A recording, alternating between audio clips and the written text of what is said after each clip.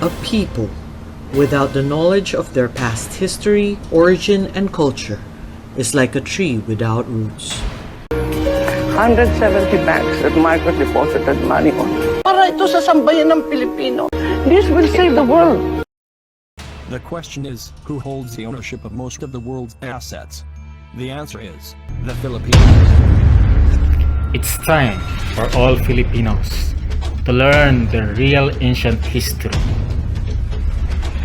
The Philippines is the land of gold since from antiquity.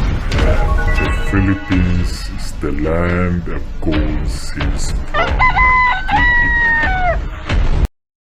Mga kababayan, pagmasdan nyo ang iilang pirma na mga maimpluwensyang namumuno ng World Bank kung saan konektado ang mga world leaders sa mundo ng relihiyon at politika. Gang up na ito, sila lang naman po ang nakakaalam sa pamanang kayamanan natin na nakadeposito sa World Bank. Nasinit up pa ito ng mga ninuno natin na mayayaman noon. Pagmasdan nyo ng mabuti, kaya pala kahit anong mura ni Duterte sa kanila ay hindi sila gumaganti. Yung mga galamay lang nila ang umaarte-arte. Name of originating accounts. So nag-umpisa ito sa White Mongolian account. So mahabang istorya pa yan. That time may tinatawag pang Tartarian continent. So ito yung kontinente na nag-excel, yumaman pagkatapos nung gumuho yung Atlantis. So maring hindi nyo alam, yung Atlantis niyan matagal na, million years ago, although hindi binago kasi nila yung history. So napunta naman, so maraming pinagdaan ng account yan, napunta naman, o pinangalan naman, ang pangalan naman ng account na to ay napunta sa White Vatican account, which is ang representative si Dr. Jose Rizal nga. So that time, hindi sila makasundo si Jose Rizal at saka yung Vatican, kaya yung pera bumalik na naman sa atin, tapos napunta na naman sa bagong account, at hanggang napunta na nga kina Ferdinand Marcos. So hanggang kasalukuyan ang pangalan ng account ay the Holy Heaven Father account at marami pang iba. So yun yung kwento ng originating ng kayamanan natin, yung originating accounts ng kayamanan natin na meron tayo na ngayon ay hawak na nga ni Madam Imelda Marcos. So kailangan na lang natin ng suporta. Huwag tayong magpaniwala sa mga dayuhang mananakop. Binibrainwash lang tayo. Suportahan natin itong lahi na ito, itong babaeng ito na hanggang i-risk yung buhay niya para sa kapakanan lang natin. Huwag tayong magpapabrainwash sa kaunting halaga lang. Sabi nga ni Madam Imelda Marcos, we're sitting on gold. And we are sitting on gold.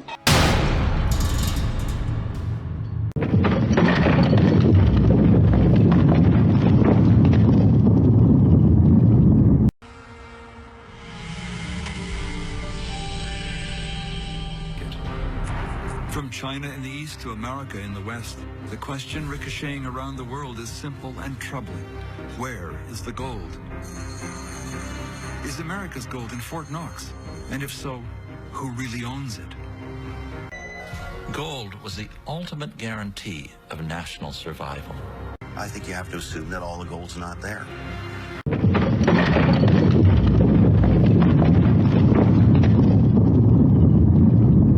The Philippines has millions of gold reserves set up and preserved by President Ferdinand Marcos and can produce well-valued currency without depending on fiat currency, dollar. The petrodollar system is coming to an end. If world leaders will not facilitate this global transition, it will lead to another Great Depression. The question is, who holds the ownership of most of the world's assets? The answer is, the Philippines. Is it a coincidence? No, it is well planned. But the government's just waited for a global event crisis that will trigger this global financial collapse, and here it is. This COVID-19 pandemic shutdown is maybe that long-awaited triggering event, and as we currently see, the world's economies are currently facing global economic collapse. The World Bank and the IMF have a special role to play, making sure that that money is spent to the benefit of humanity. So where's the gold? Some people believe that the gold in Fort Knox has disappeared. That's been in question for many years. Congressmen have attempted to get an audit of the gold in Fort Knox. So 1 million metric tons of gold is not something you can just hide. Where would you say that that gold is being stored? 400,000 metric tons are in the Central Bank of the Philippines. There's over 200,000 metric tons in Union Bank of Switzerland. And some of that gold is buried securely in the Philippines as well. Some of it is held in various banks, but the bulk of it is in the Philippines. So the World Bank holds the note on that gold? No. It is in a special trust account that was set up by Ferdinand Marcos, and the authorized signatory is a German banker lawyer by the name of Wolfgang Struck, who also lives in the Philippines. So how do the people get the gold back? If it's their gold and it was taken by these bankers, how do we receive it? That is the question. And they're just sitting there illegally and refusing to relinquish it. Part of the problem is that this gold is cloaked in secrecy. But in the last month, Wolfgang Struck has been publishing all of the documentation. So it's there for people to see. We have the originals. And people just have to make sure that the banks do what they're required to do, which is release the world's wealth. The Philippines is the richest country in the world. Even President Ronald Reagan knows and said this. Did you know about Marcos gold?